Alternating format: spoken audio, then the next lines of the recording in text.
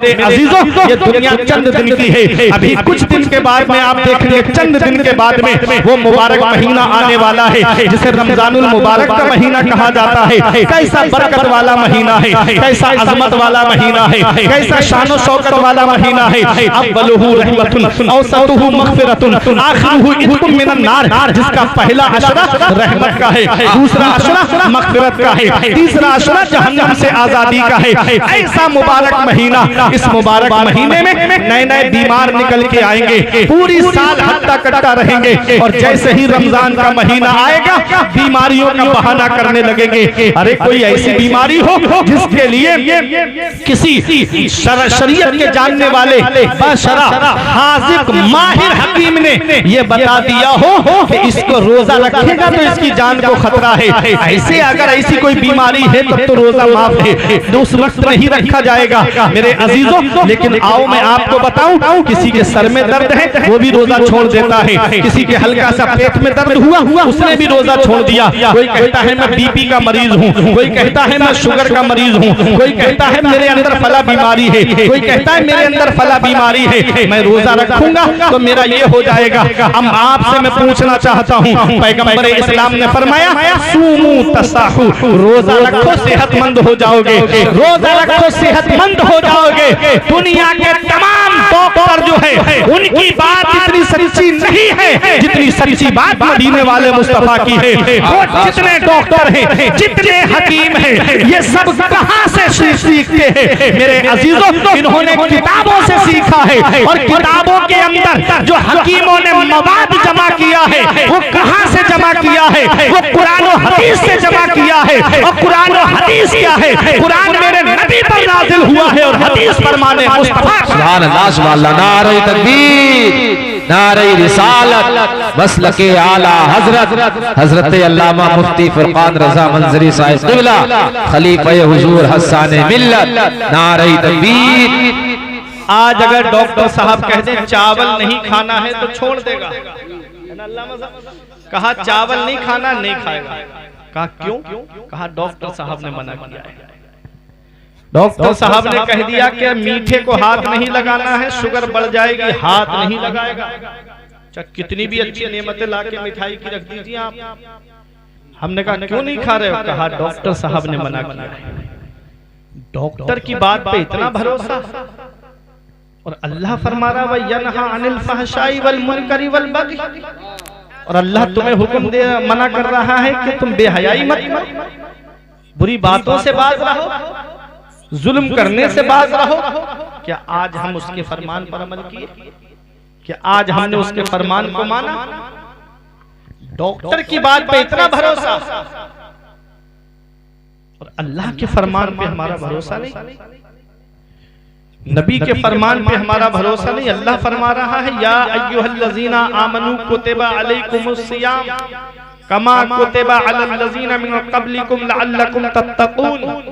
ऐ ईमान वालों, तुम पर रमजान शरीफ के रोजे रखने फर्ज कर दिए गए जैसे तुमसे अगले वालों पे फर्ज किए गए थे।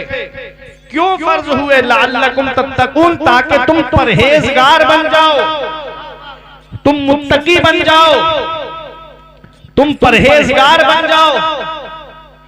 और रमजान शरीफ के महीने में तकवे की झलक दिखती भी है, दिखती है कि नहीं दिखती है? रमजान से पहले शराब की दुकान की तरफ चला जाता था, लेकिन जब से रमजान शरीफ का महीना आया उसने मुड़ के भी नहीं देखा उधर। कितने लोग हैं कि कभी जुए की तरफ चले जाते थे, लेकिन रमजान शरीफ का महीना आया कभी उसकी तरफ आंख भी उठा के नहीं देखी। तो पूरा महीना रमजान शरीफ के महीने में तकवे की झलक दिखती भी है, लेकिन कुछ लोग हैं जो अल्लाह की रजा के लिए रोजा रखते हैं, और कुछ लोगों का हाल तो ये है कि पूरा पूरा दिन मोबाइल चलाएंगे, एक वक्त की नमाज पढ़ने नहीं जाएंगे, और शाम को बैठेंगे इफ्तार करने के लिए। बाज तो ऐसे हैं कि सहरी भी खाते हैं और दिन में भी खाते हैं, और इफ्तार में बैठेंगे आके सबसे आगे।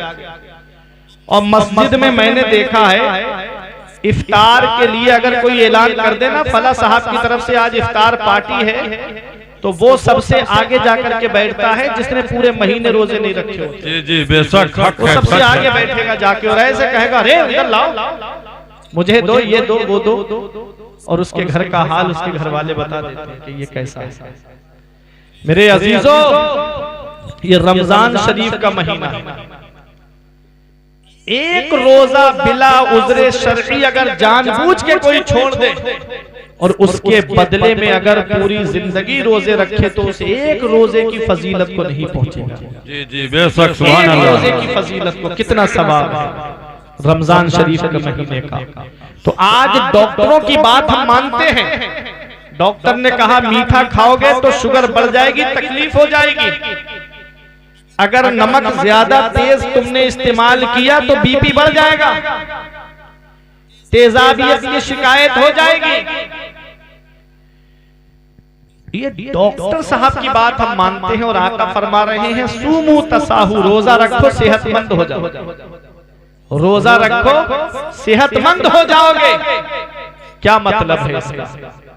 रोजा रखो सेहतमंद हो जाओगे, पूरा दिन भूखे रहो सेहतमंद हो जाओगे, पूरा दिन पानी ना पियो सेहतमंद हो जाओगे, पूरा दिन खाना ना खाओ सेहतमंद हो जाओगे। तो यहाँ डॉक्टर साहब भी बैठे हैं, इनका तजर्बा डॉक्टरी एतबार से मुझसे ज्यादा है। मैं तो अपनी लाइन का आदमी हूँ और ये डॉक्टरी लाइन के आदमी, आप इनसे भी पूछ लीजिए, ये भी आपको बताएंगे कि अगर लीवर के अंदर कुछ खराबी आ जाती है तो डॉक्टर लोग कहते हैं कम से कम 6-7 घंटे आदमी को अपना मुंह रोक लेना चाहिए ताकि लीवर तरोताजा हो जाए। ये मशीन जो है हमारी, आप मोटरसाइकिल को देखें, आप उसकी सर्विस बिल्कुल ना कराएं, मोबिल भी ना बदलवाएं और पूरी साल उसको चलाएं तो बताओ क्या इंजन काम करेगा? जी नहीं करेगा। एक दिन आएगा कि इंजन बैठ जाएगा, बंद हो जाएगी गाड़ी। यही हाल हमारे पेट का है। पूरी साल हम तला भुना खाते हैं, पूरी साल रंग रोगन की ग़िज़ाएं खाते हैं, पूरी साल। अब तो ओरिजिनल तो तेल भी नहीं मिल रहा है, रिफाइंड और पता नहीं किस किस चीज का बना हुआ हम खाना खाते हैं, जो आज हार्ट का सबब बन रहा है। तेल ओरिजिनल खाया करो। बात आ गई तो बता दूं आपको, ये थोड़ा सा लालच मत किया करो कि जो 110 रुपए 120 रुपए का मिल रहा है वो ओरिजिनल तेल 180 रुपए का मिल रहा है, तो कुछ तो फर्क है। जी जी बेशक। अगर हमारी गाड़ी का मोबिल ही अगर खराब हो तो बताओ गाड़ी का इंजन खराब हो जाएगा। ऐसे ही तेल जो है वो मोबिल की हैसियत रखता है खाने में। जी जी, अगर वही सही नहीं होगा तो नसें ब्लॉक हो जाएंगी। मेरे अजीजों, ये रोजे की बात आ गई है, ये इंसान की जिंदगी से रिलेटेड बात है, इसलिए मैंने बता दी। खान पान अच्छा रखो। ये ज्यादा तला भुना नुकसान दे रहा है। ज्यादा से ज्यादा फलों का इस्तेमाल करना चाहिए आदमी। और जो हमारे बुजुर्गों के पहले नाश्ते थे, जो सुबह में वो जो खाते थे दलिया, दूध में डला हुआ, या रोटी दूध में मल करके जो खाते थे, शाम की रोटी सुबह को दूध में मल के जो खाते थे, वो कैल्शियम बहुत बढ़ाती थी। आज सुबह को उठना है तो जैसे ही आंख खुल रही है पहले चाय जा रही है जो खून को पतला कर, जो गाढ़ा कर देती है, और खून को जो है इंसान के खून के अंदर ऐसी मिलावट कर देती है। चाय इतना नुकसान दे रही है इंसान के जिस्म को कि न जाने कितने लोग जो है वो गैस के मरीज हो गए। जी जी बेशक। ज्यादा चाय, अल्लाह माफ करे, मैं चंद बातें जो आपको बता रहा हूँ। रोजा क्या है? आका ने फरमाया सूमू तसाहू, रोजा रखो सेहतमंद हो जाओगे। तो सेहतमंद कैसे होगा आदमी? तो डॉक्टरी एतबार से तो ये है कि जब इंसान 7-8 घंटे के लिए अपने मुंह को रोक लेता है तो लीवर को आराम मिल जाता है, और जब लीवर को आराम मिल जाता है 1 महीना, तो उसका लीवर तरोताजा हो जाता है। पूरी साल जो हमने ग़िज़ाएं खाई है जिसकी वजह से हमारा लीवर कमजोर हो गया है, 1 महीने के रोजे रखने से आदमी का लीवर तरोताजा हो जाता है। फिर वो पूरी साल अल्लाह की नेमतें खाए तो उसका लीवर उन नेमतों को हजम करता है। ये हुआ। और दीनी एतबार से फायदा क्या है रमजान शरीफ के रोजे रखने का?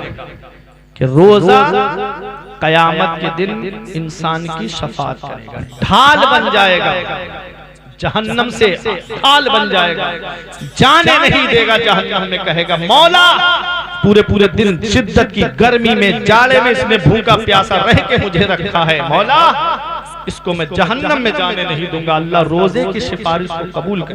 सुभान अल्लाह, सुभान अल्लाह। क्या जन्नत में नहीं जाना हमको? रोजेदार के मुंह से जब बू निकलती है, जब आदमी कुछ नहीं खाता है तो बदबू आती है मुंह से। पूरे दिन जब आदमी का मुंह में कुछ नहीं जाएगा तो जो बदबू आती है, जिससे आदमी घिन करता है, हटता है, भागता है, उसके मुंह की बू अल्लाह रब्बुल इज्जत की बारगाह में मुश्को अंबर से भी ज्यादा बेहतर। सुभान अल्लाह, सुभान अल्लाह। इतनी अल्लाह को पसंद है, जिससे लोग घिन करें वो अल्लाह की बारगाह में मकबूल। मेरे अजीजों, जब अल्लाह की इबादत करोगे, जब अल्लाह तबारक व तआला की बंदगी करोगे और रमजान शरीफ के रोजे रखोगे तो तकवा आ जाएगा तुम्हारे अंदर, परहेजगारी आ जाएगी तुम्हारे अंदर। अल्लाह ने क्या फरमाया? इन्नल्लाह यअमुरु बिल अदली वल इहसान, बेशक अल्लाह हुक्म देता है तुमको भलाई का, एहसान, अदल का, इंसाफ का, भलाई का, और अहले क़राबत को उनका हक देने का, रिश्तेदारों को उनके हक देने का। वयन्हा अनिल फहशाई वल मुनकरी वल बगी, और वो रोकता है तुमको बेहयाई से, बुरी बातों से और जुल्म करने से। फहशा बेहयाई, जिना, बदनिगाही, शराब नोशी, चोरी, इन चीजों से अल्लाह रोक रहा है। और मुनकर में दिखावा, हद से ज्यादा फजूल खर्ची,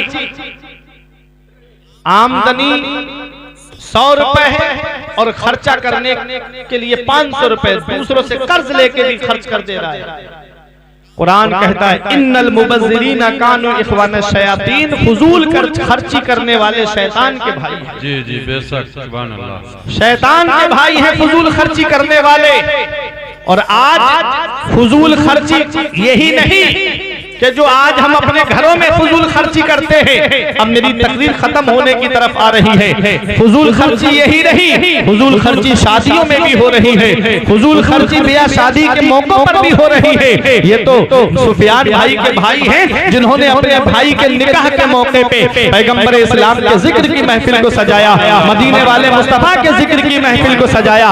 इन्होंने मौका दिया है आप लोगों को आज की रात में नेकियां कमाने का। इन्होंने मौका दिया आज की रात में कि तुम अपने नामे आमाल में नेकियों का इजाफा करो। मेरे अजीजों, ऐसी रातें हर एक के नसीब में नहीं होती। कुछ ऐसे भी भाई होते हैं और उनके ऐसे भी दोस्त होते हैं जो कहते हैं कि मेरे भाई की शादी है, बड़े धूमधाम से करूंगा। कोई डांस पार्टी ला करके नचवाता है, कोई बैंड बाजे के साथ में बारात लेकर के जाता है। मैं एक सवाल आपसे करता हूँ, कहाँ जा रहे हो? निकाह करने जा रहे हो। और निकाह क्या है? आका फरमाते अन निकाह मिन सुन्नती फमन रग़िबा अन सुन्नती फलैसा मिन्नी। आका फरमाते निकाह मेरी सुन्नत है। क्या फरमाया आका ने? निकाह मेरी सुन्नत है, और जिसने मेरी सुन्नत से एराज किया, रूगर्दानी की, चेहरा फेरा, फलैसा मिन्नी, वो मुझसे नहीं है, मेरे तरीके पे नहीं है।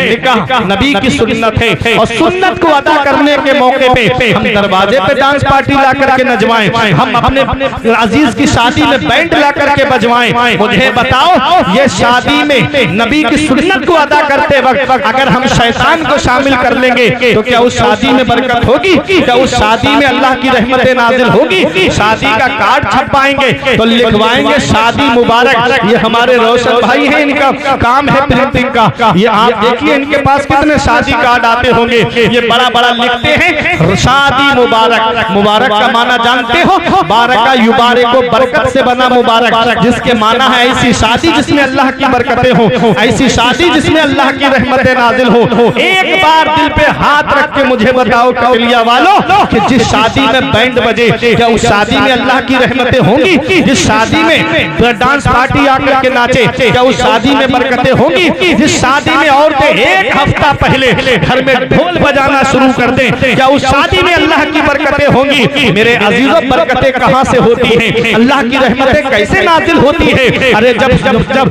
जगह से पहले सुबह का जब दिन आए तो फजर के बाद घर में कुरान खानी खानी कराओ, और जब शाम का वक्त आए अल्लाह और उसके रसूल के जिक्र की महफिल को सजाओ, और जब दूल्हा बन जाए औरतों से कहो पर्दे में रहो, वहां पर मुस्तफा जाने रहमत पे सलातो सलाम पढ़वाओ, फिर उसके बाद बारात लेकर के चलो, और बारात भी ऐसी लेकर के चलो। शादी करो तो ऐसी करो सादगी के साथ, शादी करो तो ऐसी करो सादगी के साथ, जैसे अली का अक्द हुआ फातिमा के साथ। सरदार देखकर न जमींदार देखकर रिश्ता करो, नबी का वफादार देखकर। सुभान अल्लाह, सुभान अल्लाह, सुभान अल्लाह, माशाअल्लाह, माशाअल्लाह, बहुत अच्छे, सुभान अल्लाह। वफादार देखकर मेरे अजीजों, शादी करो तो ऐसी करो सादगी के साथ, जैसे अली का अक्द हुआ फातिमा के साथ। बेशक, सुभान अल्लाह। निकाह नबी की सुन्नत है। होना तो ये चाहिए था कि जब निकाह करने के लिए जाते तो हम निकाह मस्जिद में होना चाहिए। इमाम साहब तशरीफ फरमा है, बेहतरीन आलिम है। निकाह मस्जिद में होना चाहिए। मस्जिद में निकाह का फायदा क्या है? बात मस्जिद में निकाह का ये नहीं कि पूरी बारात मस्जिद में ही बिठा दो आप ले जाके। हाँ, कहीं सोचो कि आप शादी हाल में नहीं लेके जाएंगे, बारात सीधी मस्जिद में लेके जाएंगे। मतलब ये नहीं है उसका। मतलब ये है कि दूल्हा नमाज पढ़े मस्जिद में जाकर के और वहीं बैठ जाए। जो ईजाबो कबूल हो, नमाजी बैठे हो, उन नमाजियों के सामने ईजाबो कबूल हो जाए, उसके बाद बेशक, बेशक। ये निकाह। इससे दो फायदे। देखो, मस्जिद में निकाह जो होता है उससे कुछ ना कुछ तो फायदा होगा। आका के हर काम में हिकमत है। जी जी जी डॉक्टर साहब, मस्जिद में निकाह का कुछ तो फायदा होगा। मस्जिद में निकाह का एक फायदा तो ये है कि मस्जिद के अंदर कोई नापाक नहीं जाता है। बेशक, बेशक, सुभान अल्लाह, सुभान अल्लाह। मस्जिद में कोई नापाक नहीं जाता है, जो भी आता है पाक आता है। ये नापाक क्या है? आका फरमाते हैं, जिस घर में कुत्ता हो, जानदार की तस्वीर लगी हो, फोटो लगा हो, और जिस घर में जुनबी हो, जिस पर गुस्ल वाजिब हो और वो गुस्ल ना करे, उस घर में अल्लाह की रहमत के फरिश्ते नहीं आते। नापाक जिस घर में हो, उस घर में अल्लाह की रहमत के फरिश्ते नहीं आते हैं। आदमी कहता है कमाते बहुत है मौलाना साहब, 5-5 भाई कमा रहे हैं, लेकिन बरकत नहीं हो रही है। इधर पैसा आया उधर चला गया, इधर दौलत आई उधर चली गई। ऐ लोगों, अपने घरों का जायजा लो। रात में हम 2-2, 3-3 बजे तक मोबाइल चलाते हैं और सुबह फजर में पड़े पड़े बिस्तर पे सोते रहते हैं। सुबह पड़े पड़े बिस्तर पे सो रहे हैं। जब रोजी तकसीम का वक्त होता है, सुबह के वक्त रोजी तकसीम होती है, उस वक्त हम बिस्तर पे पड़े पड़े सो रहे हैं। अरे गैर मुस्लिमों को देखो, जब उनकी बस्तियों से हम गुजरते हैं तो देख करके हमको अफसोस होता है कि मुसलमान पड़े पड़े सो रहे हैं और वो कोई अपने दरवाजे पे झाड़ू दे रहा है, कोई पानी छिड़क रहा है, कोई निकल करके टहल रहा है, वो जाग रहे हैं और हम बिस्तरों पे पड़े पड़े सो रहे हैं। फिर रोना रो रहे मुसलमान परेशान बहुत है, मुसलमान सताया बहुत जा रहा है। वो जर्रा पेड़ पे पत्ता पेड़ से गिर जाता है, जो अल्लाह के जिक्र से गाफिल हो जाता है। वो जानवर ज़िबाह कर दिया जाता है, जो अल्लाह के जिक्र से गाफिल हो जाता है। वो मछली शिकार हो जाती है, जो अल्लाह के जिक्र से गाफिल हो जाती है। वो घास काट ली जाती है, जो अल्लाह के जिक्र से गाफिल हो जाती है। मेरे अजीजों, अपने रब की बारगाह में आओ, अपने रब की बारगाह में झुक जाओ। तुमने 3-4 साल पहले कोरोना काल में नहीं देखा, हमने अपनी आंखों से देखा। एक घर में 3-3 जनाजे हमने अपनी आंखों से देखे। बड़े बड़े दौलत वाले, पैसे वाले गंगा नदी के किनारे पे गोरो कफन पड़े हुए थे। इन्ना बरशा रब्बिका लशदीद, तेरे रब की पकड़ बहुत सख्त है। जब अल्लाह पकड़ता है तो फिर कोई छुड़ाने वाला नहीं मिलता। मेरे अजीजों, बड़े बड़े दौलत वाले, पैसे वाले गोरो कफन पड़े हुए थे। किस्मत वाला है वो बाप जो औलाद के कांधे पे कब्रिस्तान चला जाए। नसीब वाली है वो औलाद जो बाप के कांधे पे कब्रिस्तान चली जाए। किस्मत वाला है वो रिश्तेदार जो रिश्तेदार के कांधे पे कब्रिस्तान चला जाए। किस्मत वाला है वो पड़ोसी जो पड़ोसी के कांधे पे कब्रिस्तान चला जाए। जाना सभी को है कटरिया वालों, इस हाल में दुनिया से मत जाना। इधर जनाजा उठे, उधर मोहल्ले के लोग कहें एक जुआरी का जनाजा जा रहा है, एक शराबी का जनाजा जा रहा है, एक अय्याश का जनाजा जा रहा है, आलिम और इमामों की बुराई करने वाले का जनाजा जा रहा है। इस हाल में मत जाना, बल्कि इस हाल में जाना। इधर जनाजा उठे, उधर आलिम साहब कहें गद्दार मुस्तफा का नहीं, वफादार मुस्तफा का जनाजा जा रहा है, रसूल का जनाजा जा रहा है, आशिक़े रसूल का जनाजा जा रहा है। जब इस हाल में जाओगे तो यही कहोगे ये नाज ये अंदाज हमारे नहीं होते, दामन में अगर टुकड़े तुम्हारे नहीं होते, बेदाम ही बिक जाइए बाज़ारे नबी में, इस शान के सौदे में बाज़ारे नहीं होते, मिलती ना अगर भीख हुजूर आपके दर से इस घाट से मंगतों के गुजारे नहीं होते। नारे तकबीर, नारे रिसालत, मसलके आला हजरत जिंदाबाद, हक़े खिताबत, जिंदाबाद, नारे तकबीर, नारे रिसालत। सुभान अल्लाह। अच्छे काम करके दुनिया से जाओ, मुत्तकी बन के दुनिया से जाओ, परहेजगार बन के दुनिया से जाओ। किसी का घर बर्बाद करके अपना घर आबाद मत करना। आका फरमाते हैं खैरुन नास मन यनफउन नास, लोगों में बेहतर वो है जो दूसरों को फायदा पहुंचाए, बेशक सुभान जो अल्लाह। दूसरों को नफा पहुंचाए। तो मस्जिद में निकाह का एक फायदा तो ये है कि मस्जिद में कोई नापाक नहीं आता है, जो भी आता है वो पाक। बेशक बेशक जब सुभान पाकों की मौजूदगी में निकाह होगा तो उस निकाह में अल्लाह की रहमत है। और दूसरा फायदा मस्जिद में ये है कि मस्जिद खुदा का घर है और अल्लाह के घर में अल्लाह की रहमतें नाज़िल हैं। सुभान अल्लाह, सुभान तो जो अल्लाह। निकाह मस्जिद में होगा उस निकाह में अल्लाह की रहमतें नाज़िल होंगी। जी जी बेशक। तो ये मेरे आका हुजूर सल्लल्लाहु अलैहि वसल्लम की महबूब सुन्नत है निकाह। तो जब सुन्नत को अदा करो तो उस मौके पे ये नियत होना चाहिए कि अल्लाह हमसे राजी हो, उसका रसूल हमसे राजी हो। जी जी बेशक। दुनिया वालों को हमें खुश नहीं करना, दुनिया तो वैसे भी खुश नहीं है, एक दूसरे से खुश नहीं है हम। हदीस सुना दूं, आका फरमाते हैं इज़न नास अज़हरुल इल्म व ज़य्युल अमल व तहब्बु बिल अलसिन व तबागदु बिल कुलूब व तकातउ बिल अरहाम। आका फरमाते कुछ ऐसे लोग होंगे इल्म होगा उनके पास, अमल नहीं होगा उनके पास। जी जी बेशक। आका फरमाते हैं इल्म होगा उनके पास, अमल नहीं होगा। आगे फरमाते हैं तहब्बु बिल अलसिन व तबागदु बिल कुलूब, जुबान से मोहब्बत करेंगे, दिलों में बुग़्ज़ भरे हुए होंगे। जी जी बेशक बेशक। जुबान से मोहब्बत करेंगे, दिलों में बुग़्ज़ भरा हुआ होगा। अभी मकान बनाए चौराहे पे आप जाके और पूछे भाइयों कैसा मकान है, कहेंगे अरे बहुत अच्छा मकान बना रहे, बहुत अच्छा मकान। थोड़ी दूर बढ़ेंगे, पता नहीं पैसा कहाँ से आ जाए। जी जी बेशक, हक है, हक है। जी जी पता नहीं कहाँ से इतने रुपया आया, क्या पता चला जुबान से मोहब्बत है, दिलों में बुग़्ज़ भरा हुआ है। जुबान से मोहब्बत, दिलों में नफरतें भरी हुई हैं।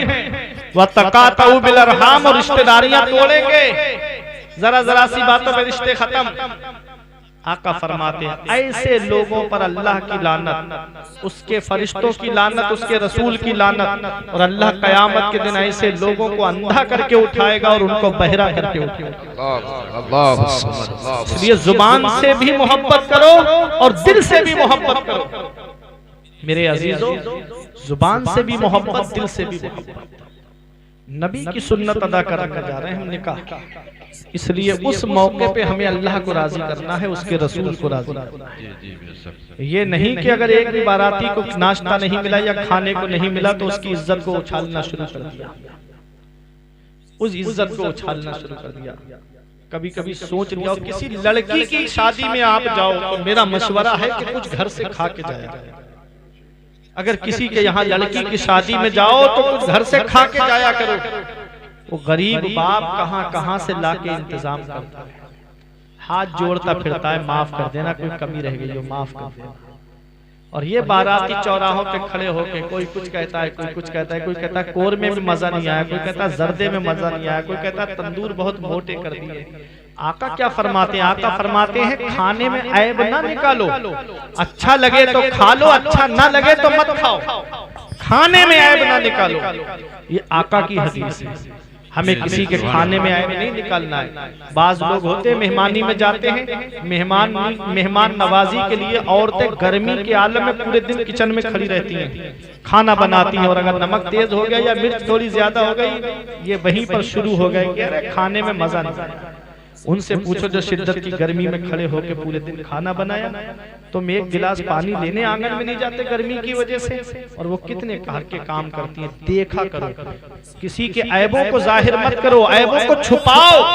आका फरमाते हैं जो किसी मुसलमान के ऐबों को छुपाएगा अल्लाह ताला क़यामत के दिन उसके ऐबों को छुपाएगा। सुभान अल्लाह, सुभान अल्लाह। बेहयाई से रुको, बुरी बातों से रुको और जुल्म करने से रुको। जुल्म अगर घर में होता है तो घर बर्बाद हो जाता है, जुल्म मोहल्ले में होता है तो मोहल्ला बर्बाद हो जाता है, जुल्म कस्बे में होता है तो कस्बा बर्बाद हो जाता है, जुल्म शहर में होता है तो शहर बर्बाद हो जाता है, जुल्म सूबे में होता है तो सूबा बर्बाद हो जाता है, जुल्म मुल्क में होता है तो मुल्क तबाह हो जाता है। जी बेशक, सुभान इसलिए अल्लाह। जुल्म से रुको, जुल्म से बाज आओ। अल्लाह ने हुक्म दिया हमें इंसाफ करने का, भलाई करने का और रिश्तेदारों को उनके हक देने का, और रोका हमें बेहयाई से, बुरी बातों से और जुल्म करने से। इंसान की पूरी जिंदगी का निचोड़ इस आयत करीमा में अल्लाह ताला ने बयान फरमा दिया। बेशक अल्लाह क्या फरमाता है, इन्नल्लाह यअमुरु बिल अद्ल, बेशक अल्लाह हुक्म देता है इंसाफ का। इंसाफ किसे कहते हैं? इंसाफ के माना क्या है? अदल के माना क्या है? तो इंसाफ कहते हैं हर हकदार को उसका हक दिया जाए। आका फरमाते हैं ऊतु कुल्ला ज़ी हक़्क़िन हक़्क़ा, हर हक वाले को उसका हक दो। पड़ोसियों के भी हक है, रिश्तेदारों के भी हक है, माँ बाप के भी हक है, औलाद के भी हक है, भाई बहनों के भी हक है, बीबी के भी हक है, शौहर के भी हक है, आलिमों के भी हक है, अवाम के भी हक है। एक है हुकूकुल्लाह, अल्लाह के हक, और दूसरे हैं हुकूकुल इबाद, बंदे के हक। अल्लाह तबारक व तआला के हुकूक में कोताही हो गई तो अल्लाह तबारक व तआला के फजलो करम से ये उम्मीद है कि अल्लाह ताला अपने फजल से अपने हक माफ फरमा दे। लेकिन जो बंदे का हक है वो अल्लाह कयामत में माफ नहीं फरमाएगा, जब तक वो बंदा माफ नहीं करेगा। जब तक बंदा माफ नहीं करेगा अल्लाह ताला माफ नहीं फरमाएगा। और हुकूकुल इबाद में सबसे बड़ा हक जिसका है वो माँ बाप। वाह वाह वाह। बंदों के हुकूक में सबसे पहला हक जिनका है वो माँ बाप। माँ बाप का जिक्र आप कुरान में देखेंगे, अल्लाह तबारक व तआला ने जहां जहां अपने हक बयान फरमाए ठीक उसी के बाद अल्लाह ने माँ बाप के हक बयान फरमाए। आप कुरान पढ़ के देखिए, अल्लाह ने कई मकामात पर हुक्म दिया कि अल्लाह के सिवा किसी की बंदगी ना करो और अपने माँ बाप के साथ भलाई करो, अपने माँ बाप के साथ हुस्न सुलूक करो, शुक्र अदा करो अल्लाह का और एहसान मानो अपने माँ बाप, उनका भी शुक्रिया अदा करो। अल्लाह ने कई जगह कुरान में माँ बाप की अजमत और शान को बयान फरमाया। मेरे अजीजों, माँ बाप अल्लाह की वो अजीम नेमत है, जिस दिन इनका इंतकाल हो जाता है उस दिन हमको पता चलता है कि आज कितना बड़ा साया मेरे घर से चला गया। जब तक वो जिंदा होते हैं हम उनकी कदर नहीं करते, जब तक वो हयात होते हैं हम उनके हुकूक को अदा करने में कोताही करते हुए नजर आते हैं, और जब वही माँ बाप दुनिया से चले जाएं तो फिर हम आंसू बहाते हैं कि कोई मुझे सच्चे दिल से दुआ देने वाला मिल जाता। आज इस दौर में हर एक की दुआ में आपको कुछ ना कुछ मतलब मिलेगा। आज यहाँ दुनिया में हर एक की मोहब्बत में कोई ना कोई मतलब आपको मिलेगा। इस दौर में, जिस दौर में हम जी रहे हैं, ये मिलावटी दौर कहलाता है। इसमें दूध में आपको मिलावट मिलेगी, चीनी में, घी में आपको मिलावट मिलेगी, दालों में, आटे में, चावल में आपको मिलावट मिलेगी, अक्सर खाने पीने की अशिया में आपको मिलावट मिलेगी। इस मिलावटी दौर में अगर बगैर मिलावट के कोई चीज है तो वो माँ बाप की मोहब्बत है, जिसमें कोई मिलावट नहीं होती है। जो अपनी औलाद से मोहब्बत करते हैं तो सच्ची मोहब्बत।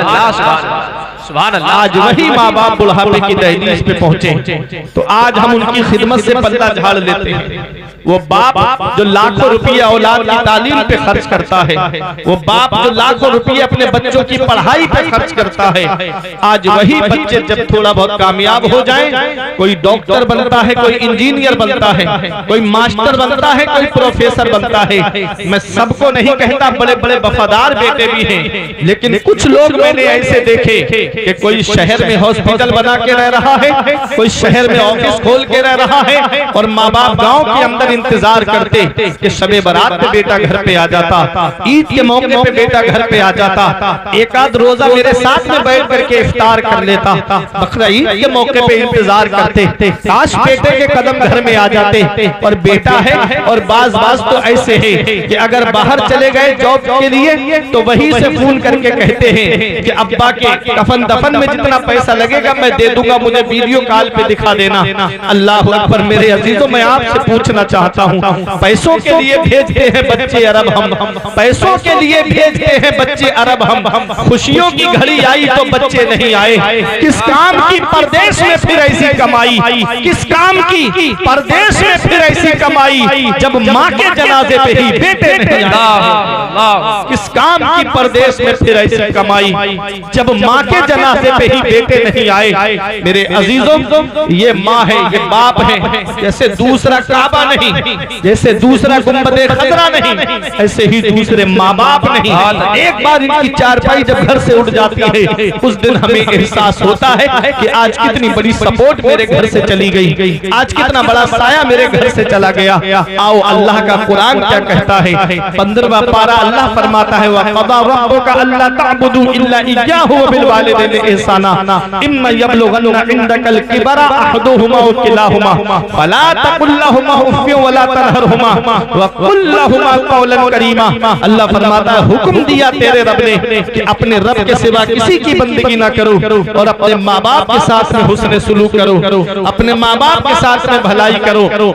जब वो दोनों बुढ़ापे को पहुंच जाएं, या उनमें का कोई एक बुढ़ापे को पहुंच जाए, तो उसे उफ भी नहीं कहना, उसे झिड़कना नहीं। जब भी बोलना तो मोहब्बत के साथ में बोलना, जब भी बोलना तो प्यार के साथ में बोलना। ऐ मेरे अजीजों, ये अल्लाह हमें कुरान में पैगाम दे रहा है कि अपने माँ बाप से उफ भी नहीं कहना, उन्हें झिड़कना नहीं, उनको डांट डपट करना तो बहुत दूर की बात है, उन्हें उफ भी नहीं कहना है, उन्हें झिड़कना नहीं है। जब भी बोलना है तो मोहब्बत से बोलना है, जब भी बोलना है तो प्यार से बोलना है। मेरे अजीजों, माँ बाप अल्लाह की कितनी बड़ी नेमत है। आज बुढ़ापे की दहलीज पे माँ बाप पहुंच जाएं तो माँ बाप हमारे लिए जन्नत में जाने का जरिया है। मेरे आका हुजूर सल्लल्लाहु अलैहि वसल्लम के गुलामों, क्या पैगाम मिला आका की हदीस पाक से, क्या पैगाम मिला हमें मदीने वाले मुस्तफा की सीरत से। आका ने फरमाया है, हुमा जन्नतों का हुमा नारों का, तुम्हारे माँ बाप तुम्हारी जन्नत भी हैं और तुम्हारे माँ बाप तुम्हारी जहन्नम भी हैं। पता चला उनको खुश रखोगे, राजी रखोगे तो अल्लाह ताला जन्नत अता फरमाएगा, और अगर उनको नाराज किया और अगर उन पर जुल्म सितम को रवा रखा तो अल्लाह ताला जहन्नम में डालेगा। मेरे अजीजों, बाप अल्लाह की बहुत बड़ी नेमत है। आज का मेरा नौजवान भाई कहता है, मेरे बाप ने मेरे लिए किया क्या है, ये मकान मैंने अपनी मेहनत से बनाया है, ये प्रॉपर्टी मैंने अपनी मेहनत से जमा की है, ये प्लाट मैंने अपनी मेहनत से पैसे जमा करके खरीदा है। मेरे बाप ने मेरे लिए क्या किया, उससे कहो जब तुझे चलना नहीं आता था तो बाप ने उंगली पकड़ के तुझे चलना सिखाया, जब तुझे खाना नहीं आता था तो तेरी माँ ने छोटे छोटे लुक़मे रख के मुंह में तुझको खाना सिखाया। आज वही माँ बाप बूढ़े हुए तो आज की औलाद कहती है, बाप ने मेरे लिए किया क्या है, माँ ने मेरे लिए किया क्या है। अल्लाह अकबर। मेरे अजीजों, कभी अपने बचपन पे गौर कर लिया करो, कभी अपने बचपन को देख लिया करो कि जब बचपन में तुम्हें पेशाब कर दिया करते थे, माँ तुमको सूखे में सुलाया करती थी, जब दूसरी जानिब भी पेशाब कर देते तो वही माँ गीले में सो जाती, लेकिन तुमको सूखे में सुलाती। अल्लाह अकबर। कितनी रातें माँ ने बैठ करके गुजारी। एक बार कह दिया, माँ मुझे डर लग रहा है। माँ ने कहा बेटा तू सो जा, मैं पूरी रात तेरे सरहाने बैठ करके जाग रही हूँ। अल्लाह अकबर। माँ थप्पियां दे करके औलाद को सुलाती रहती। आज वही माँ बाप बूढ़े हुए, हम उनकी खिदमत नहीं करते। आज वही माँ बाप बुढ़ापे की दहलीज पे पहुंचे, हम अपने माँ बाप की खिदमत से दूर भागने लगे। मेरे अजीजों, एक पैगाम मैं आपको दूंगा, अगर बुढ़ापे में जिंदगी सुकून से गुजारना चाहते हो, बुढ़ापे में जिंदगी आराम से गुजारना चाहते हो, तो अल्लाह ने अगर 3-4 बेटे दिए हैं तो एक बेटे को मदरसा जरूर भेज देना, एक बच्चे को आलिम या हाफिज जरूर बना देना। मैंने दुनिया का जायजा लिया है कि जब बेटा दुनियावी तालीम हासिल कर लेता है, आला डिग्री हासिल कर लेता है, तो माँ बाप डरते हैं कहीं बेटा मुझसे नाराज ना हो जाए। और जब बेटा आलिम या हाफिज बन जाता है तो वो माँ बाप से डरता है कि कहीं मेरे माँ बाप मुझसे नाराज ना हो जाए, कहीं मेरे माँ बाप मुझसे ना रूठ जाए। नारे रिसालत मसलके आला हजरत अज़मते वालिदैन हजरत अल्लामा मुफ्ती फरमान रज़ा मंजरी साहिब क़िबला उलमाए अहले सुन्नत नारे तकबीर नारे रिसालत। वाह वाह वाह। ये माँ बाप आज इनकी हम खिदमत नहीं करते। मौलाना रूम फरमाते हैं पहली मोहब्बत है माँ बाप की जो दुनिया में बदला मांगती है। अगर तुम अपने माँ बाप के साथ भलाई करोगे तो तुम्हारी औलाद तुम्हारे साथ भलाई करेगी। अगर तुमने अपने माँ बाप के साथ भलाई नहीं की तो बुढ़ापे में ये उम्मीद लगा के मत बैठना कि तुम्हारी औलाद तुम्हारा सहारा बन जाएगी। हमारे बुजुर्गों ने कहा बाप आंगन में लगे हुए पेड़ की तरह, जब शिद्दत की धूप पड़ती है, गर्मी पड़ती है, आप पेड़ के नीचे कुर्सी डाल के बैठ जाओ, सुकून मिल जाएगा। पेड़ के नीचे चारपाई बिछा के लेट जाओ, आराम मिल जाएगा, नींद आ जाएगी। और वही पेड़ अगर कट जाए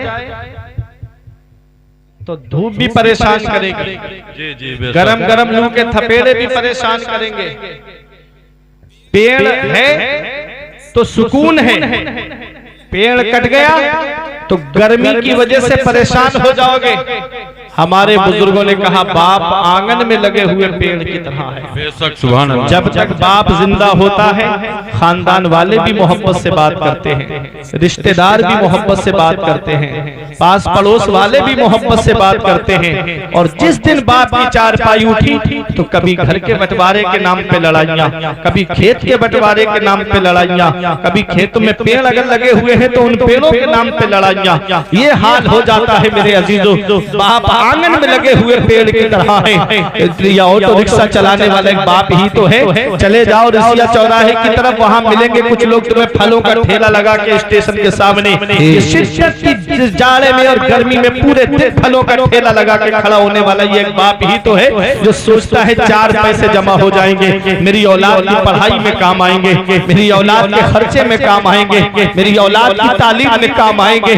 याद रखना नौजवानों, ये कोचिंग की फीसें भरने वाला एक बाप है, ये स्कूल की फीसें भरने वाला एक बाप है, ये कॉलेज की फीसें भरने वाला बाप है, ये यूनिवर्सिटी की फीसें भरने वाला एक बाप है। अरे ये इंजीनियर बनाने वाला एक बाप है, डॉक्टर बनाने वाला एक बाप है, मास्टर बनाने वाला एक बाप है, प्रोफेसर बनाने वाला एक बाप है, हाफिज बनाने वाला एक बाप है, आलिम बनाने वाला एक बाप है, कारी बनाने वाला एक बाप है। बाप क्या नहीं करता अपनी औलाद के लिए, बाप कौन सी कुर्बानी नहीं देता अपनी औलाद के लिए। हम भी पढ़ाई किए हैं, हमको भी मालूम है क्या कहते थे कि बेटा तुम पढ़ाई करो, जितने पैसे की जरूरत पड़ेगी हम तुमको देंगे, मेरे लाल तुम पढ़ाई करो।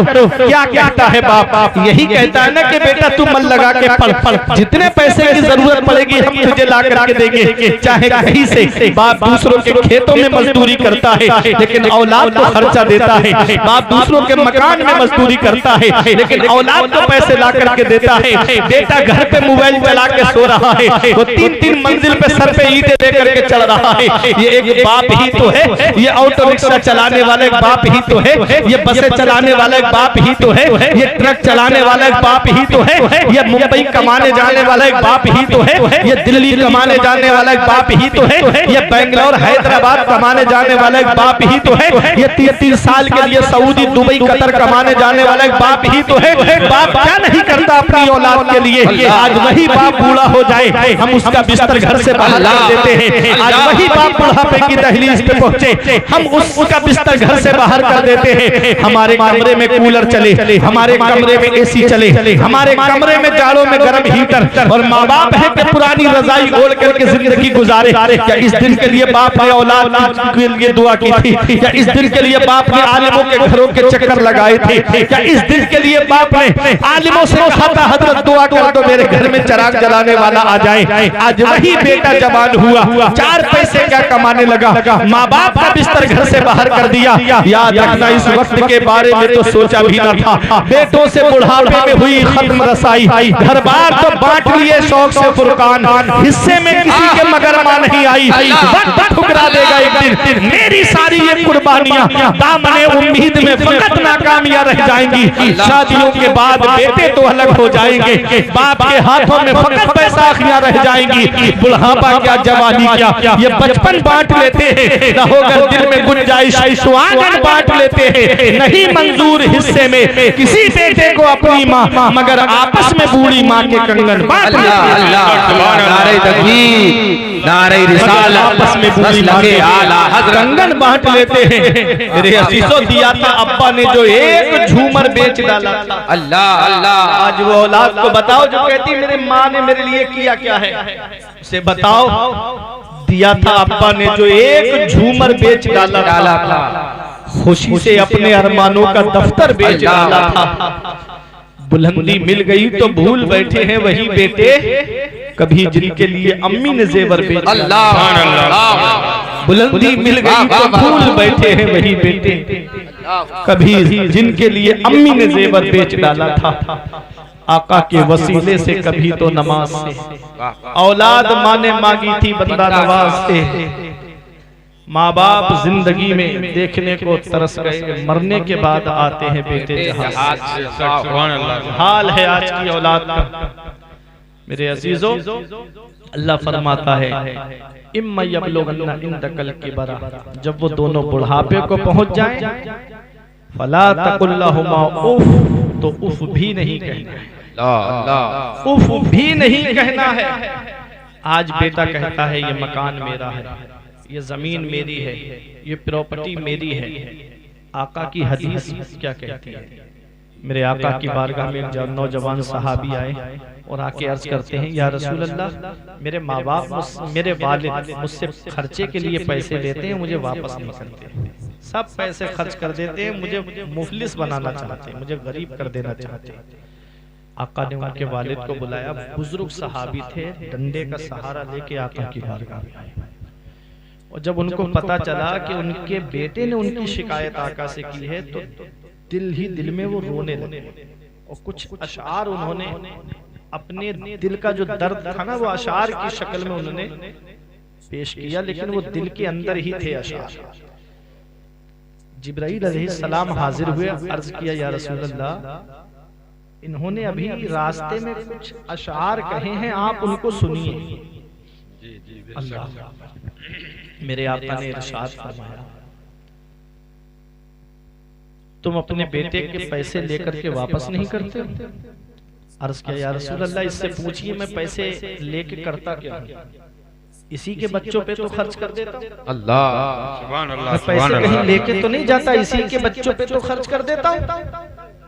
और आज भी हमने देखा, अगर माँ बाप को पेंशन मिलती है ना, तो वो अपने अकाउंट में जमा नहीं करते, वो अपने नाती पोतों पे खर्च कर देते, अपने अकाउंट में जमा नहीं करते, वो अपने बेटे के बच्चों पे ही खर्च कर देते हैं।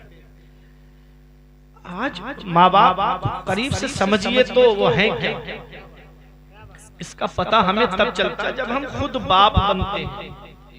जब खुद की औलाद होती है ना, तब हमको एहसास होता है कि बाप क्या होता है। जब खुद की औलाद होती है, तब हमको एहसास होता है कि बाप क्या होता है। ऐसे शिद्दत की सर्दी में आप देखेंगे, अल्लामा साहब तशरीफ फरमाए, रातों में प्रोग्राम करने जाते हैं, जलसा करने जाते हैं, तजर्बा मुझसे ज्यादा है।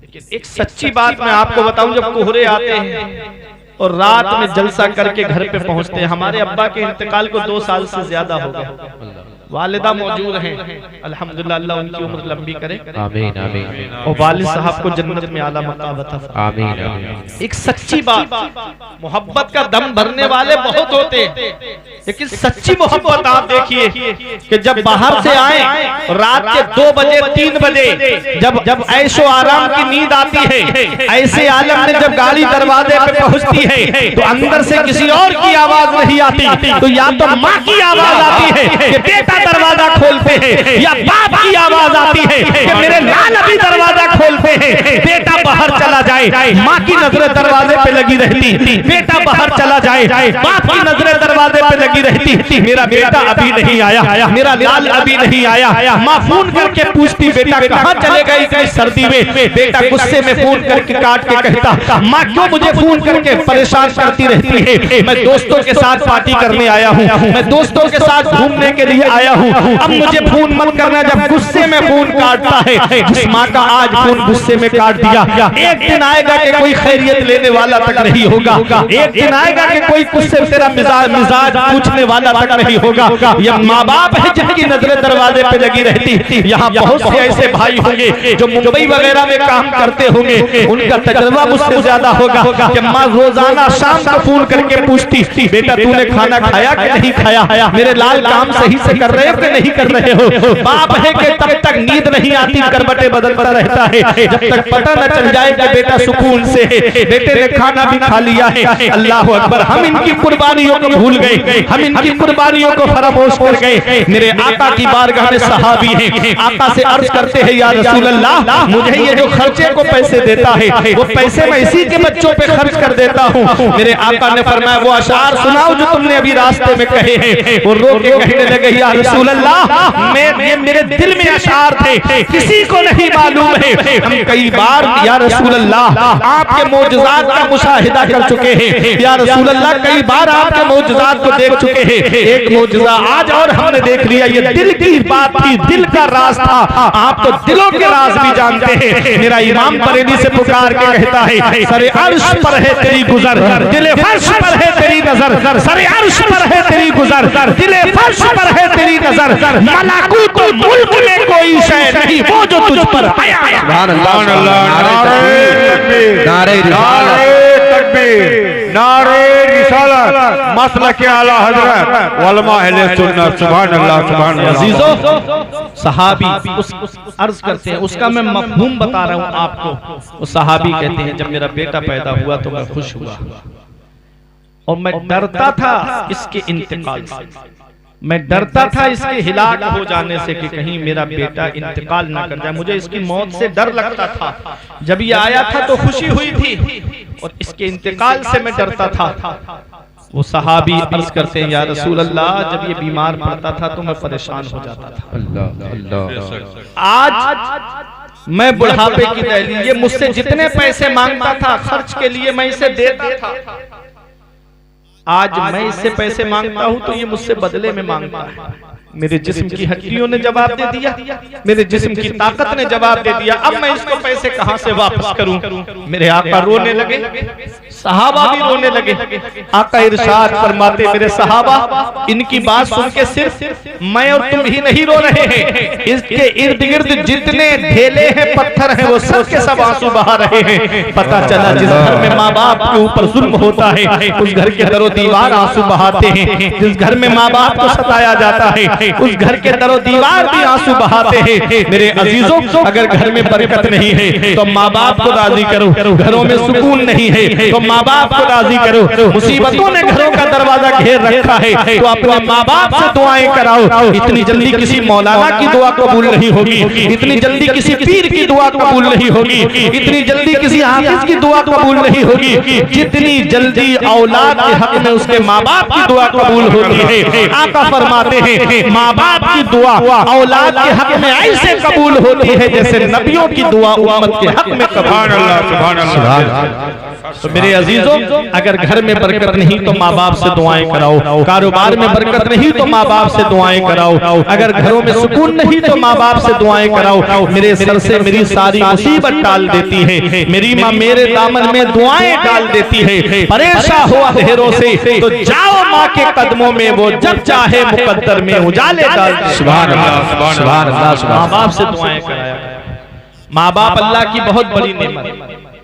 अल्लाह फरमाता है वक़्फ़िद लहुमा जनाहुल मिनर रहम, अपने माँ बाप के लिए मेहरबानी का बाजू बिछाओ। वक़ुल रब्बिरहमहुमा कमा रब्बयानी सगीरा, और ऐसे दुआ करो अल्लाह मेरे माँ बाप पे ऐसा रहम फरमा जैसा उन्होंने बचपन में मेरे ऊपर रहम। सुभान अल्लाह, सुभान अल्लाह। ये कुरान हमें सिखा रहा है कि हमें माँ बाप के साथ रहना कैसे। जब बुढ़ापे में पहुंचे वो तो उन्हें भी नहीं कहना, झिड़कना नहीं, डांटना नहीं, उनसे मोहब्बत से बात करना। एक बाप ने अपने बेटे का इम्तिहान लिया था। मौलाना रूम जो नतीजा निकालते हैं वो सोने के कलम से लिखने के काबिल है। कहते एक बाप ने अपने बेटे से कहा बेटा दीवार पर क्या बैठा है? तो बेटे ने कहा अब्बा कौवा बैठा है। बाप ने फिर पूछा बेटा क्या बैठा है? तो बेटे का थोड़ा लहजा बदला, कहा ना अब्बा कौवा बैठा है। बाप ने फिर पूछा बेटा क्या बैठा है? कहा क्या अब्बा बता तो दिया एक बार में कि कौवा बैठा है। बाप ने फिर पूछा तो बेटे के तेवर बदल गए। कहा क्या बुढ़ापे में तुम्हारा दिमाग तो नहीं चल गया है? कितनी बार बताऊं कि दीवार पर कौवा बैठा है? ये सुन के बाप रोने लगा। जब बाप रोया तो बेटा थोड़ा नरम हुआ। उसने कहा अब्बा रोते क्यों हो? कहा बेटा आज मैंने तेरा इम्तिहान लिया था। जब बचपन में तूने मुझसे पूछा था कि अब्बा दीवार पर क्या बैठा है, मैंने कहा बेटा कौवा बैठा है। तूने तकरीबन 100 मरतबा मुझसे पूछा होगा, मैंने 100 मरतबा मोहब्बत से जवाब दिया था कि कौवा बैठा है। आज मैंने 2-3 बार तुझसे पूछा और तेरा लहजा बदल गया। आज 2-3 बार मैंने तुझसे पूछा, तेरी बोली बदल गई। अल्लाह अकबर। ये बचपन में माँ बाप अपनी औलाद से क्या कहते हैं, बेटा आज क्या खाओगे? आपके यहाँ भी बाजार लगता होगा। जी जी बेशक। हमारे यहाँ भी बाजार लगता है। हम भी पूछते बच्चों से बेटा आज क्या खाओगे? आप भी पूछते होगे बेटा आज क्या खाओगे? आज तो दौर बहुत तरक्की कर गया, पैसे का दौर है। आज तो अक्सर घरों में मोटरसाइकिलें हैं। साइकिल तो हर घर में है, अक्सर घरों में मोटरसाइकिलें और ज्यादातर घरों में कारें आपको मिलेंगी। जी जी पहले दौर इतना तरक्की याफ्ता नहीं था। बहुत 2-3 गांव मिला के देखा जाता, किसी एक के घर में कहीं कार होती थी। कोई एक आदमी मोटरसाइकिल ले आता तो पूरा गांव देखने के लिए आता था कि फला के घर में मोटरसाइकिल है। अल्लाह माफ करे, हमारे इलाके में एक बारात हुई थी तो रेडियो मिल गया था, तो पास पड़ोस के गांव के लोग भी देखने के लिए आए थे। उस दौर की मैं बात बता रहा हूं। जी जी बेशक। ये ऐसा दौर भी गुजरा है। अब आप जो है फॉर्च्यूनर लाके खड़ी कर लो, ये पड़ोसी तक देखने के लिए नहीं आएगा। क्यों? क्योंकि अक्सर घरों में पैसा है। मेरे अजीजों, अक्सर घरों में पैसा है, अक्सर घरों में दौलत है। आपको मैं बताऊं, माँ बाप की अजमत बड़े करीब से मैं आपको दिखाना चाहता हूँ। आज दौर तरक्की याफ्ता है। इस दौर में अगर आज हमारी औलाद बीमार पड़े तो हम डॉक्टरों के घरों पे दिखाने के लिए जाते हैं। क्या कहते हैं डॉक्टर साहब, जमीन बिके तो बिक जाए, मकान बिके तो बिक जाए, प्रॉपर्टी जाए तो चली जाए, मेरे बेटे को कुछ नहीं होना चाहिए। हम अपने बचपन पे गौर करें, यही हमारा बाप है। आज बुढ़ापे में जिसकी हमको खांसी अच्छी नहीं लग रही है, माँ का बोलना हमको अच्छा नहीं लग रहा है, यही माँ बाप है जो हमको सीने से लगा करके डॉक्टर के पास लेकर गए थे। बाप के पैरों में चप्पल नहीं होती लेकिन डॉक्टर के पास लेकर गया। माँ ने सर्दी में अपनी चादर अपनी औलाद को ओढ़ा दी ताकि इसे ठंड ना लगे और डॉक्टर के पास लेकर गई। क्या कहा डॉक्टर साहब, जमीन बिके तो बिक जाए लेकिन मेरे बेटे को कुछ नहीं होना चाहिए। अल्लाह अकबर। आज हमारी औलाद बीमार पड़ती है, हम परेशान हो जाते हैं। अपने बचपन पे गौर करो, जब हम बीमार पड़े होंगे तो यही हमारे माँ बाप हमको डॉक्टरों के पास लेकर गए होंगे। मेरे अजीजों, कभी बुढ़ापे में पूछ लिया करो कि अब्बा आज क्या खाना पसंद करेंगे। आज घर में खाना अब्बा की मर्जी का बनेगा, आज घर में खाना अम्मी की मर्जी का बनेगा। वो बुढ़ापे में इंतजार करते, काश बेटा थोड़ी बात मुझसे कर लेता, काश मेरा लाल मुझसे मेरा हाल पूछ लेता, काश मेरा बेटा मुझसे मेरी अपनी ख्वाहिश को पूछ लेता कि आज मेरा किस चीज को मन हो रहा है। हम नहीं पूछते। अगर कोई सामान भी खरीद के लाते खाने पीने का तो माँ बाप से छुपा के कमरे के अंदर लेके जाते ताकि बाप की नजर न पड़े, माँ की नजर न पड़े। अरे किस माँ बाप से तुम छुपा के लेके जा रहे हो?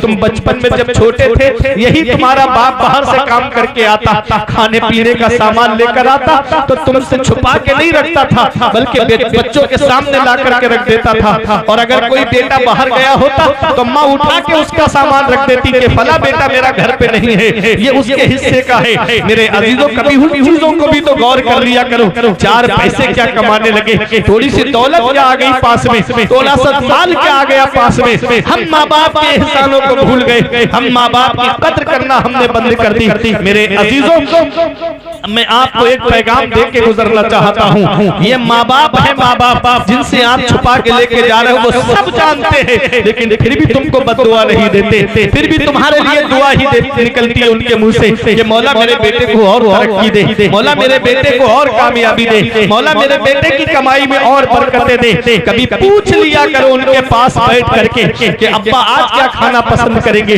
अम्मी आज क्या खाना पसंद करेंगी। मेरे अजीजों आज हम अपनी औलाद से तो पूछते हैं कि बताओ बेटा आज क्या खाओगे, कभी माँ बाप के पास बैठ के पूछा करो।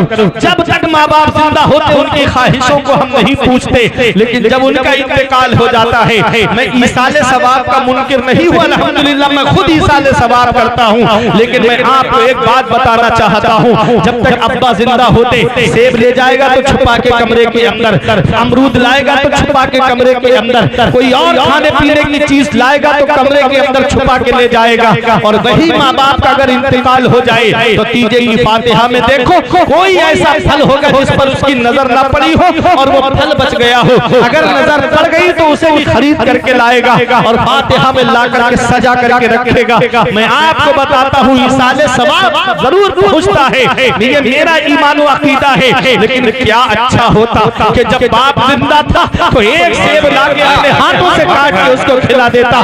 क्या अच्छा होता कि जब माँ जिंदा थी तो अपनी माँ को अनार के चंद दाने अपने हाथों से मुंह में डाल करके खिला देता। क्या अच्छा होता कि जब माँ बाप जिंदा थे तो उनकी ख्वाहिशों को पूछ करके उनके मनपसंद का खाना बना देता। वो हाथ उठा के दुआ कर देते, अल्लाह तेरे कारोबार में इतनी बरकतें अता फरमाता कि तेरी नस्लें खाती तब भी उसकी बरकत खत्म नहीं। सुभान अल्लाह, नारे तकबीर, नारे रिसालत, मसलके आला हजरत अज़मत वालिदैन अल्लामा फुरकान मंजरी साहिब क़िबला, नारे तकबीर, नारे रिसालत। ये माँ वक़्फ़िद लहुमा जनाह ज़ुल्ल मिनर रहमा, अपने माँ बाप के लिए मेहरबानी का बाजू बिछाओ और ऐसे दुआ करो, अल्लाह मेरे माँ बाप पे ऐसा रहम फरमा जैसा उन्होंने बचपन में मेरे ऊपर। सुभान अल्लाह, सुभान अल्लाह। एक तो माना इसका ये है और एक माना ये है कि अपने माँ बाप के लिए अपने बाजुओं को समेट लो। जी जी बेशक। अपने माँ बाप के लिए अपने बाजुओं को सकोड़ लो। परिंदा देखा है आपने? जब परिंदा ऊपर फिजा में उड़ता है तो बाजू खुले होते हैं और जब वो अपने घोंसले की तरफ आता है तो बाजू समेट लेता है, अपने पंख समेट लेता है। क्या मतलब हुआ? मतलब ये है कि अपने माँ बाप के लिए अपने बाजुओं को समेट लो। मतलब क्या है? मतलब ये है कि तुम डॉक्टर होगे तो घर के बाहर होगे, तुम इंजीनियर होगे तो घर के बाहर होगे, तुम प्रोफेसर होगे तो घर के बाहर होगे, तुम मास्टर होगे तो घर के बाहर होगे। जब घर के अंदर आओ तो कोई डिग्री का नशा लेकर मत आना, किसी डिग्री का जो है तुर्रा लेकर के घर के अंदर मत आना। जब माँ बाप के सामने आओ तो उनका बेटा बनकर आना, उनका नूरे नजर बनकर आना, उनका लखते जिगर उनका बेटा बनकर के आना। अपने माँ बाप के लिए मेहरबानी का बाजू बिछाओ, ऐसे दुआ करो, अल्लाह मेरे माँ बाप पे ऐसा रहम फरमा जैसा उन्होंने बचपन में मेरे ऊपर रहम किया। सुभान अल्लाह। माँ बाप के बहुत हुकूक हैं। मेरे आका हुजूर सल्लल्लाहु अलैहि वसल्लम की बारगाह में एक सहाबी आए और अर्ज किया, या रसूल अल्लाह माँ बाप दुनिया से चले जाएं तो क्या उनके हक खत्म या कुछ हक हैं जो बाकी रह जाते हैं? जी जी। आका ने फरमाया 5 हक हैं जो बाकी रह जाते हैं और बाकी जितने हुकूक हैं वो इन्हीं 5 हुकूक से निकलते हैं। पैगंबर इस्लाम ने इरशाद फरमाया, जब माँ बाप का इंतकाल हो जाए तो अस्सलातु अलैहिम, औलाद के लिए ये जरूरी है कि वो अपने माँ बाप की नमाज़े जनाजा पढ़े। जी बेशक, सुभान अल्लाह। औलाद के लिए क्या है कि वो अपने माँ बाप की नमाज़े जनाजा पढ़े। अल इस्तिग़फ़ारु लहुमा, और दूसरा हक ये है कि औलाद अपने माँ बाप के लिए बख्शिश की, मग़फ़िरत की दुआ करती रहे। बेशक, सुभान अल्लाह। अब मुझे बताओ, कौन सी औलाद माँ बाप के लिए बख्शिश की दुआ करेगी? कौन सी औलाद माँ बाप के लिए इस्तिग़फ़ार करेगी? वो जिसे हमने मदरसे का मुंह नहीं दिखाया, वो जिसे हमने कभी किसी आलिम के सामने नहीं भेजा, वो जिसको हमने कभी किसी आलिम के पास में पढ़ने नहीं भेजा, सिर्फ दुनियावी तालीम, क्या वो औलाद माँ बाप के लिए दुआ करेगी? मेरे अजीजों, मरने से पहले मरने की तैयारी करो। ये दौर बड़ा पुरफितन दौर कहलाता है। इतना मसरूफियत का दौर है कि इस दौर में किसी को किसी के लिए टाइम नहीं है। काश अगर 3-4 बेटे हैं तो उसमें से एक बेटे को अगर आलिम या हाफिज बना दोगे तो वो तुम्हारे लिए बख्शिश की दुआ भी करता रहेगा, मग़फ़िरत की दुआ भी करता रहेगा, और जब भी नमाज पढ़ेगा तो दुआ करेगा, रब्बना ग़फ़िरली वले वालिदैया वलिल मुमिनीना यौमा यक़ूमुल हिसाब। हे अल्लाह, मुझे बख्श दे, मेरे माँ बाप को बख्श दे और तमाम मोमिनीन को बख्श दे। वो दुआ जमीन के ऊपर करेगा, अल्लाह उसके माँ बाप को जमीन के नीचे बख्श दे। सुभान अल्लाह, सुभान अल्लाह। मेरे अजीजों, एक आध बेटे को आलिम या हाफिज जरूर बना देना। जरूरियात दीन का हासिल करना तो हर मुसलमान मर्द औरत पे फर्ज है, लेकिन एक आध बेटे को हाफिज या आलिम जरूर बना देना। मैं तो कहता हूँ आलिम बना दो मेरे अजीजों, आलिम बनाओ। आलिम सिर्फ हिफ्ज तक मत रखना, हिफ्ज के बाद भी पढ़ाओ अपने बच्चों को। आलिम बनाओ, आलिम। हाफिज के लिए तो है कि वो 10 ऐसे लोगों की शफात करेगा जिनके ऊपर जहन्नम वाजिब हो गई होगी। जी जी बेशक। लेकिन कौन सा हाफिज जो बाअमल होगा? वो नहीं कि जो रमजान से पहले दाढ़ी कटा ले, छोटी रखे, और रमजान आए तो बढ़ा ले। जी जी हक है। ऐसा नहीं कि जो इधर गली बाजारों में, मार्केटों में जो है बेहयाई करता हुआ फिरे, वो नहीं कि जो बदनिगाही करता हुआ फिरे माज़अल्लाह। वो हाफिज कि जो कुरान को पढ़े और उस पर अमल भी करे। जी जी सुभान अल्लाह। ऐसा बाअमल हाफिज 10 ऐसे लोगों की शफाअत करेगा कि जिनके ऊपर जहन्नम वाजिब हो गई। आलिम के लिए, हाफिज के लिए कैद है, लेकिन आलिम के लिए कोई कैद नहीं। जी सुभान अल्लाह। आलिम को जन्नत के दरवाजे पर रोक दिया जाएगा और उसे हुक्म होगा, तूने दुनिया में दीन की खिदमत की है, तेरे लिए कोई कैद नहीं। हाफिज के लिए कैद है कि वो 10 की करे, हाजी के लिए, बाअमल हाजी के लिए है कि वो 70 की करे। आलिम के लिए कोई कैद नहीं होगी, वो जितनों को चाहे उतनों को बख्शवा करके जन्नत में लेके जाएगा। सुभान अल्लाह, सुभान अल्लाह। मेरे अजीजों, आलिम का बहुत बड़ा मकाम है, और आलिम का मकाम बता दूं, ग्वालियर में एक अल्लाह के वली आराम कर रहे हैं, मियां गौस मोहम्मद ग्वालियर रहमतुल्लाह अलैह। उनको अल्लाह ने मुस्तजाब दावत बनाया, जो दुआ करे अल्लाह कबूल फरमाता। आ गए ग्वालियर में तो कुछ लोग आ रहे थे, उनसे दुआएं करा के जा रहे थे।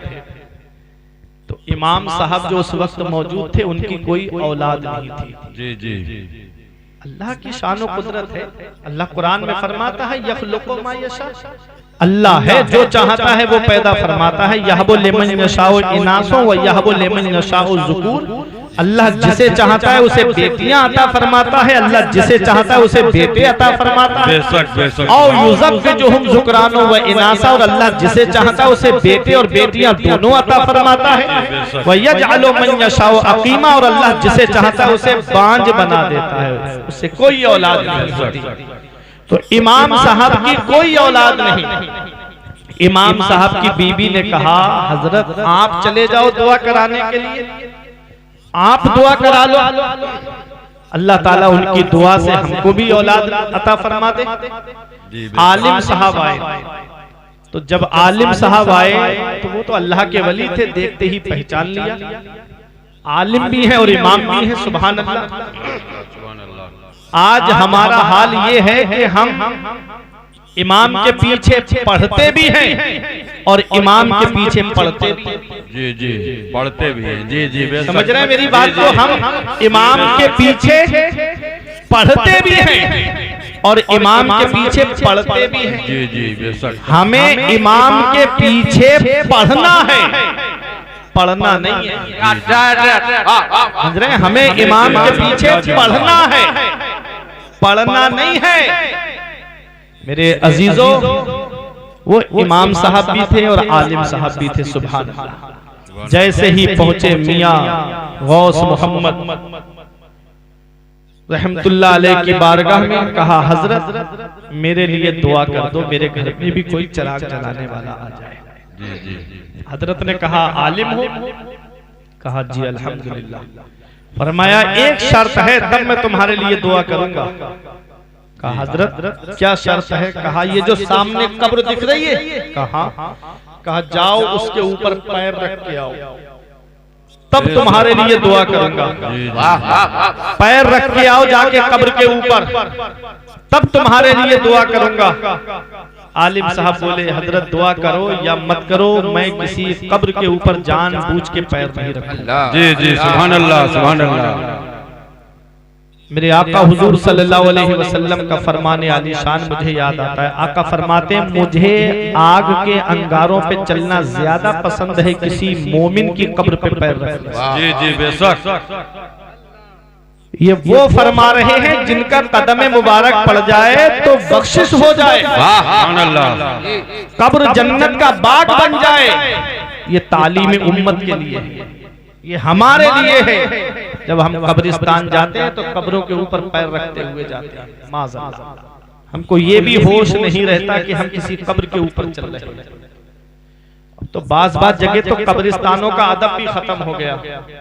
कब्रिस्तान जो रोने की जगह है, कभी दौलत पे घमंड आए, पैसों पे घमंड आए, सेहत पे घमंड आए, बच्चों की नौकरी पे तकब्बुर आए, मकान पे घमंड होने लगे, तो एक चक्कर कब्रिस्तान का लगा लिया करो।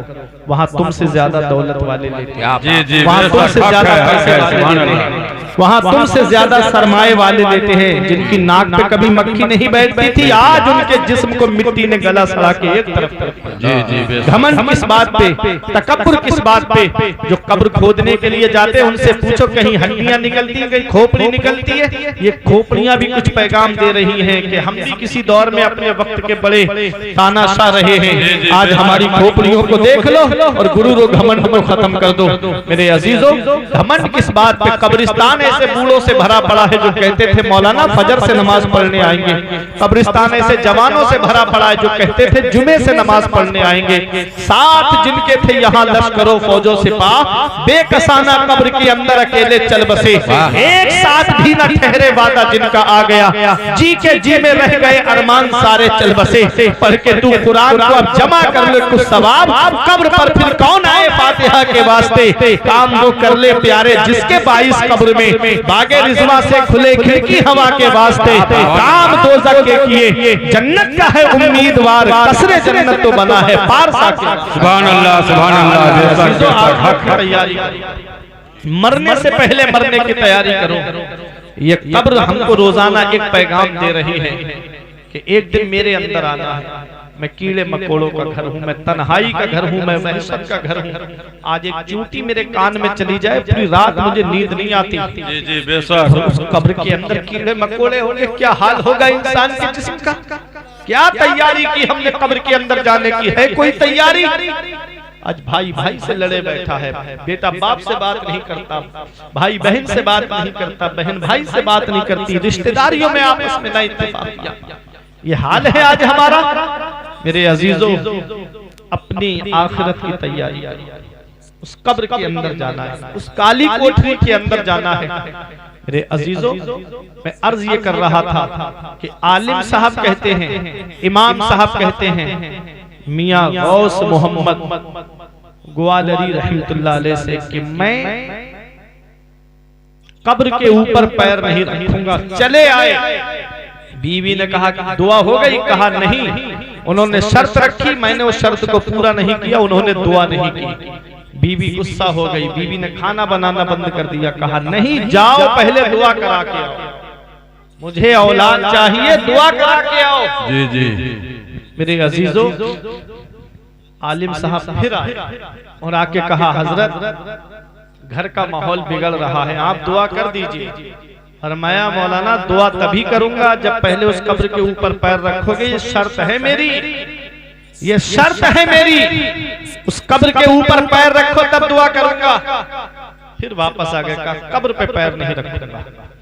आ गए वापस, बीबी ने कहा हो गई दुआ, कहा नहीं की वही शर्त है उनकी, मैंने बहुत कहा हजरत बिना शर्त के दुआ कर दीजिए, कहा नहीं। तो बीबी ने अपना सामान बांधा और सबसे आसान तरीका जो है बीबी का आराम के लिए मैका, जी जी बेशक, सामान बांधा और आ गई। और मैके वाले भी बाज ऐसे होते हैं कि ये भी नहीं पूछते कि बेटी बात क्या है, बस फोन लगा करके उल्टा सीधा दामाद को बोलना शुरू कर देते हैं, जिसकी वजह से कोर्ट कचहरियों के चक्कर लगाने पड़ते हैं। आज कितने घर हैं जो लड़की की माँ की वजह से बर्बाद हो गए। जी बेशक, हक है जी। वो घर कभी खुशहाल नहीं होता जिस घर में लड़की पूरे पूरे दिन अपने मैके वालों से फोन पे बात करती रहे, वो उसे कोचिंग देते रहते हैं, वो उसे फोन पर उसके कान भरते रहते हैं कि जब दूसरे भाई की बीवी कुछ नहीं करती तो तू क्यों करती है। ऐसा माहौल बना देते हैं घर का, ऐसी तनातनी हो जाती है कि अब भाई भाई का चेहरा देखना पसंद नहीं करता और ये औरतें औरतों का चेहरा देखना पसंद नहीं करती, दीवारें खिंच जाती हैं घरों के अंदर। ये हाल होता है।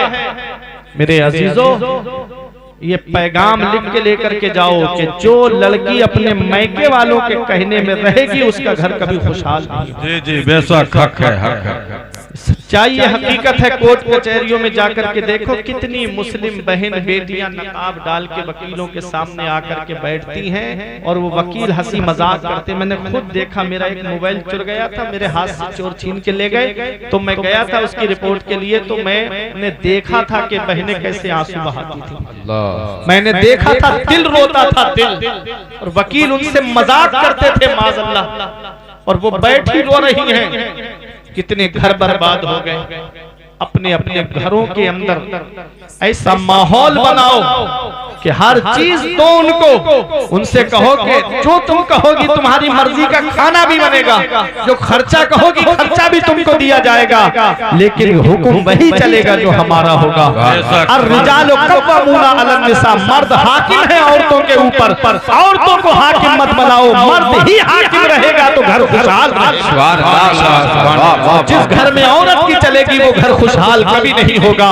औरत नाक़िसुल अक्ल है, मर्द के मुकाबिल उसकी आधी अक्ल है, वो अपने आप को समझती बहुत अक्लमंद है, लेकिन मर्द है जो अपनी अक्ल के जरिए पूरे परिवार को लेकर चलना चाहता है, तमाम रिश्तेदारों को लेकर के चलना चाहता है, और वो है कि अपनी अक्ल के जरिए अपनी झोपड़ी अलग बसा करके अकेले रहने में ही खुशहाली समझता, लेकिन असल खुशहाली अकेले रहने में नहीं है, पूरे परिवार के साथ में खुश रह करके खुश रहने में असल खुशहाली। सुभान अल्लाह, सुभान अल्लाह। अजीजों, ये एक पैगाम है, ले जाओ। आलिम साहब की बीबी नाराज हुई, सामान बांधा, मैके आ गई। जब मैके आई तो आलिम साहब ने सोचा कि 1-2 हफ्ता गुजर गया, गए, कहा कि अब तो गुस्सा ठंडा हो गया होगा, चलो। तो कहा कि नहीं, पहले दुआ कराओ उसके बाद जाऊंगी। आलिम साहब परेशान हो गए। अब आए, चेहरा उतरा हुआ, मियां गौस मोहम्मद ग्वालियरी रहमतुल्लाह अलैह के पास में आकर के कहा, हजरत अब घर टूटने वाले, हजरत अब करम कर दो। अल्लाह के वली ने चेहरा देखा उतरा हुआ, थोड़ा तरस आया और कहा, अच्छा शर्त मेरी वही है, कब्र पे पैर रखना पड़ेगा तभी दुआ करूंगा, शर्त नहीं छोड़ूंगा अपनी। आलिम साहब बोले, हजरत मान जाइए। कहा अच्छा ठीक है, एक पूरा पैर मत रखिए, सिर्फ अंगूठा टच करके आ जाइए कब्र से, मैं दुआ कर दूंगा, मैं दुआ कर दूंगा। आलिम साहब ने कहा ठीक है, गए और पैर का अंगूठा टच करके कब्र से वापस आ गए। आलिम साहब के लिए अल्लाह के वली ने दुआ की, अल्लाह ताला ने 9 महीने के बाद में एक बेटा अता फरमाया। आलिम साहब बेटे को लेकर के अल्लाह के वली की बारगाह में आए और आकर के कहा, हजरत ये तो ये देखिए आपकी दुआ से अल्लाह ने मुझे बेटा अता फरमाया है, लेकिन आज भी मेरे दिमाग में एक सवाल खटक रहा है कि आपने सबके लिए दुआ बगैर शर्त के की है, मेरे लिए दुआ शर्त लगा के की है, उस शर्त में ऐसा क्या था? तो अल्लाह के वली का जवाब सुनो, ये अल्लाह वाले होते हैं। कहा तुम आलिम हो, आलिम जिस कब्र के ऊपर मैंने तुम्हारे पैर का अंगूठा टच कराया है, उस कब्र में अजाब हो रहा था और वो अजाब किसी की दुआ से नहीं टलता, एक आलिम की अंगूठा टच करने की वजह से अल्लाह ने उस अजाब को दूर कर दिया।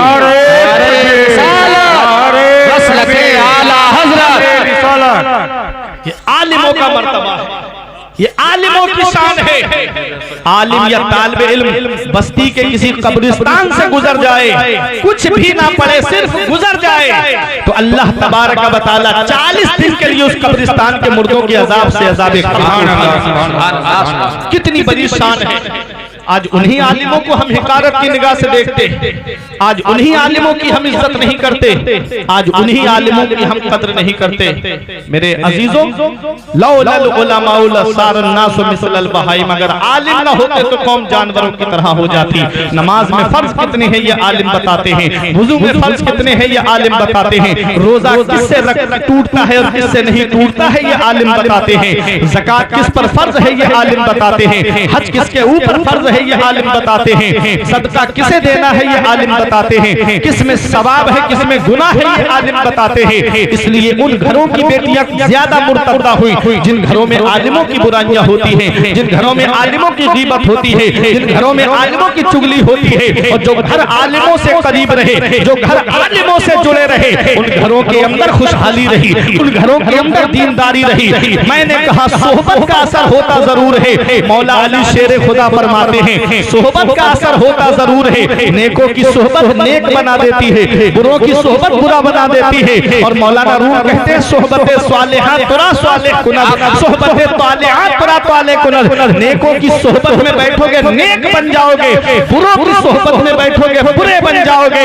ये मेरे अजीजों, आला हजरत अजीमुल बरकत एक मिसाल पेश करते हैं, रंग बेचने वाले के पास मत बैठो। अगरचे तुम रंग नहीं बेचते हो, रंग उड़ के जब कपड़ों पे लगेगा लोग देख के कहेंगे ये भी रंग बेचता है। मतलब क्या है? मतलब ये है बुरों के पास मत बैठो, अगरचे तुम बुरे नहीं हो, जब उनके पास बैठोगे एक दिन आएगा कि लोग कहेंगे कि ये भी उनके पास बैठता है, उन्हीं में से है। मेरे अजीजों, नेकों के पास में बैठो, परहेजगारों के पास में बैठो, दोस्ती आलिमों से करो, दोस्ती परहेजगारों से करो, दोस्ती मुत्तकियों से करो। ऐसे से दोस्ती करो जो तुम्हारा हाथ पकड़ के मस्जिद लेके चला जाए, ऐसे से दोस्ती करो जो तुम्हारा हाथ पकड़ करके दीनी कामों की तरफ लेकर के जाए। उससे दोस्ती मत करो जो हाथ पकड़ के शराब की दुकान की तरफ लेकर जाए, उससे दोस्ती मत करो जो हाथ पकड़ कर जुए की तरफ लेकर के जाए, उससे दोस्ती मत करो जो हाथ पकड़ करके जिना के अड्डे की तरफ लेकर के जाए। अल्लाह कुरान में फरमाता है, अल्लाह ने फरमाया कयामत के दिन बाज गहरे से गहरे दोस्त एक दूसरे के दुश्मन बन जाएंगे, इल्लल मुत्तकीन, सिवाय परहेजगारों के। तो कौन काम आएगा कयामत में? परहेजगार काम आएंगे, मुत्तकी काम आएंगे। अपने आप के अंदर तकवा लाओ, अपने अंदर परहेजगारी लाओ। मेरे अजीजों, ये दुनिया चंद दिन की है, अभी कुछ दिन के बाद में आप देखेंगे, चंद दिन के बाद में वो मुबारक महीना आने वाला है जिसे रमजानुल मुबारक का महीना कहा जाता है। कैसा बरकत वाला महीना है, कैसा अजमत वाला महीना है, कैसा शानो शौकत वाला महीना है। अव्वलुहु रहमतुन, औसतुहु मगफिरतुन, आखिरुहु इत्कुम मिनन नार। जिसका पहला अशरा रहमत का है, दूसरा अशरा मगफिरत का है, तीसरा अशरा जहन्नम से आजादी का है। ऐसा मुबारक महीना, इस मुबारक महीने में नए नए बीमार निकल के आएंगे, पूरी साल हट्टा कट्टा रहेंगे। और जैसे ही रमजान का महीना आएगा बीमारियों का बहाना करने लगेंगे। अरे कोई ऐसी बीमारी हो जिसके लिए किसी शरीयत के जानने वाले बशरा हाजिक माहिर हकीम ने यह बता दिया हो कि इसको रोजा रखेगा रखेगा तो इसकी जान को खतरा है।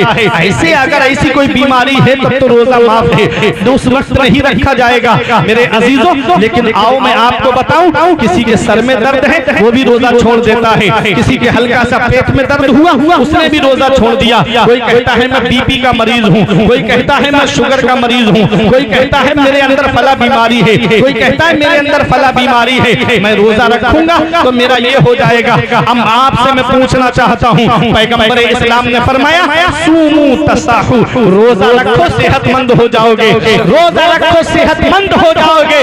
दुनिया के तमाम डॉक्टर जो है उनकी बात इतनी सच्ची नहीं है जितनी सच्ची बात मदीने वाले मुस्तफा की है। वो जितने डॉक्टर हैं, जितने हकीम हैं, ये सब कहां से सीखते हैं मेरे अजीजों? इन्होंने किताबों से सीखा है, और किताबों के अंदर जो हकीमों ने मवाद जमा किया है वो कहां से जमा किया है? वो कुरान और हदीस से जमा किया है। और कुरान और हदीस क्या है? कुरान मेरे नबी पर नाजिल हुआ है और हदीस फरमाने मुस्तफा। सुभान अल्लाह, सुभान अल्लाह, नारे तकबीर, नारे रिसालत, मसलके आला हजरत हजरत अल्लामा मुफ्ती फुरकान रजा मंजरी साहिब क़िबला खलीफे हुजूर हस्साने मिल्लत, नारे तकबीर। आज अगर डॉक्टर साहब कह दें चावल नहीं खाना है तो छोड़ देगा, कहा चावल नहीं खाना, नहीं खाएगा। कहा क्यों?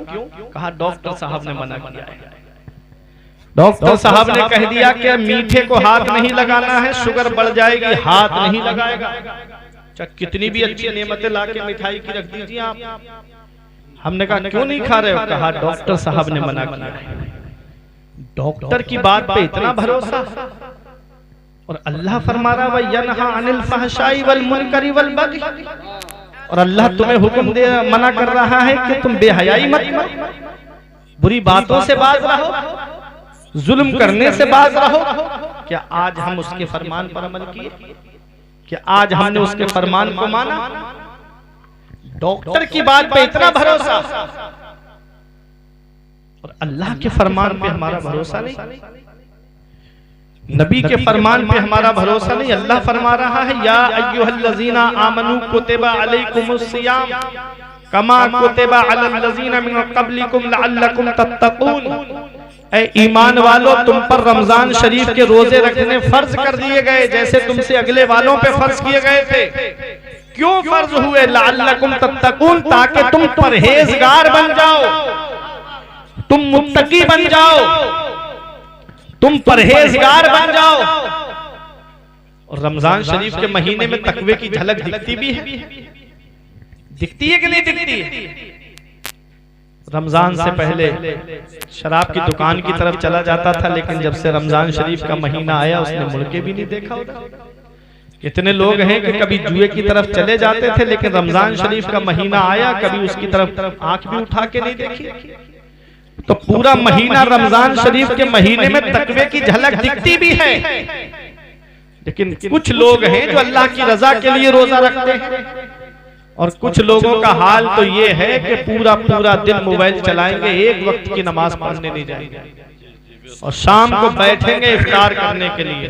बाज तो ऐसे हैं कि सहरी भी खाते हैं और दिन में भी खाते हैं, और इफ्तार में बैठेंगे आके सबसे आगे।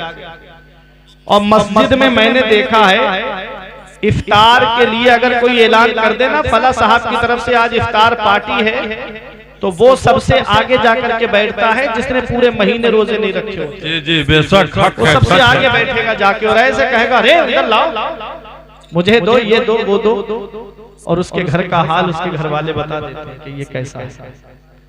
मेरे अजीजों, ये रमजान शरीफ का महीना है। एक रोजा बिला उज़्रे शरई अगर जानबूझ के कोई छोड़ दे और उसके बदले में अगर पूरी जिंदगी रोजे रखे तो उस एक रोजे की फजीलत को नहीं पहुंचेगा। जी जी बेशक, सुभान अल्लाह। रोजे की फजीलत को कितना सवाब है रमजान शरीफ के महीने का। तो आज डॉक्टरों की बात हम मानते हैं। डॉक्टर ने कहा मीठा खाओगे तो शुगर बढ़ जाएगी, तकलीफ हो जाएगी।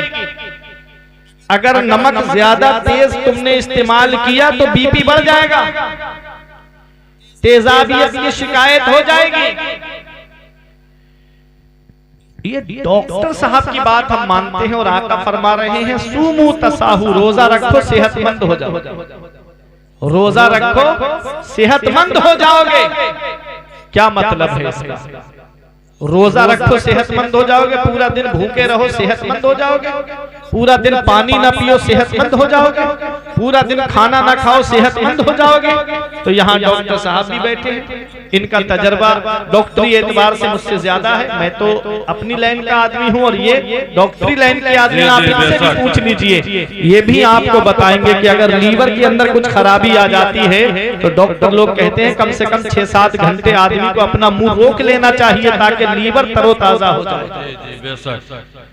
ये मशीन जो है हमारी, आप मोटरसाइकिल को देखें, आप उसकी सर्विस बिल्कुल ना कराएं, मोबिल भी ना बदलवाएं और पूरी साल उसको चलाएं तो बताओ क्या इंजन काम करेगा? जी नहीं करेगा। एक दिन आएगा कि इंजन बैठ जाएगा, बंद हो जाएगी गाड़ी। यही हाल हमारे पेट का है। पूरी साल हम तला भुना खाते हैं, पूरी साल रंग रोगन की ग़िज़ाएं खाते हैं, पूरी साल। अब तो ओरिजिनल तो तेल भी नहीं मिल रहा है, रिफाइंड और पता नहीं किस किस चीज का बना हुआ हम खाना खाते हैं, जो आज हार्ट का सबब बन रहा है। तेल ओरिजिनल खाया करो।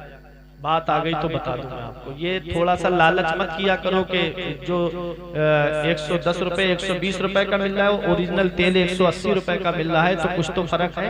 जी जी बेशक। अगर हमारी गाड़ी का मोबिल ही अगर खराब हो तो बताओ गाड़ी का इंजन खराब हो जाएगा। ऐसे ही तेल जो है वो मोबिल की हैसियत रखता है खाने में।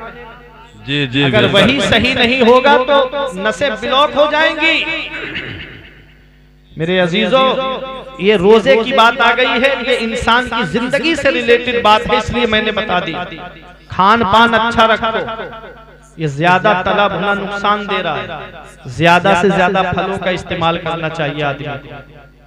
और जो हमारे बुजुर्गों के पहले नाश्ते थे, जो सुबह में वो जो खाते थे दलिया, दूध में डला हुआ, या रोटी दूध में मल करके जो खाते थे, शाम की रोटी सुबह को दूध में मल के जो खाते थे, वो कैल्शियम बहुत बढ़ाती थी। आज सुबह को उठना है तो जैसे ही आंख खुल रही है पहले चाय जा रही है जो खून को पतला कर, जो गाढ़ा कर देती है, खून को जो है इंसान के खून के अंदर ऐसी मिलावट कर देती है। चाय इतना नुकसान दे रही है इंसान के जिस्म को कि न जाने कितने लोग जो है वो गैस के मरीज हो गए। जी जी बेशक। ज्यादा चाय, अल्लाह माफ करे। मैं चंद बात, तो ये चंद बातें थी जो मैंने आपके सामने बयान की। दुआ करता हूँ परवरदिगार आलम हम सबको अमल की तौफीक अता फरमाए। मेरे को अर्ज करने में सबकते लिसानी की वजह से या बतकाज़ाए बशरियत कोई गलती हो गई हो तो मौला मुझे माफ फरमाए। अस्तगफिरुल्लाह रब्बी मिन कुल्लि ज़ंबिन व अतूबु इलैहि। कलमा तैयब पढ़ लीजिए, ला इलाहा इल्लल्लाह रसूलुल्लाह सल्लल्लाहु तआला अलैहि वसल्लम। ये जिंदगी सवारिए दिलशाद कीजिए, लम्हात जिंदगी के न बर्बाद कीजिए। जब मकसद हयात इबादत खुदा की है, पढ़िए नमाज, मस्जिदें आबाद कीजिए। सभी के सामने एक दिन जरूर आता है, ये हुस्न फानी है लेकिन गुरूर आता है। किसी क्रीम से पाउडर से कुछ नहीं होता, नमाज पढ़ने से चेहरे पे नूर आता है। रही कली तो फूल खिलेंगे, जिंदगी बाकी रही तो फिर मिलेंगे। अस्सलाम वालेकुम व रहमतुल्लाह।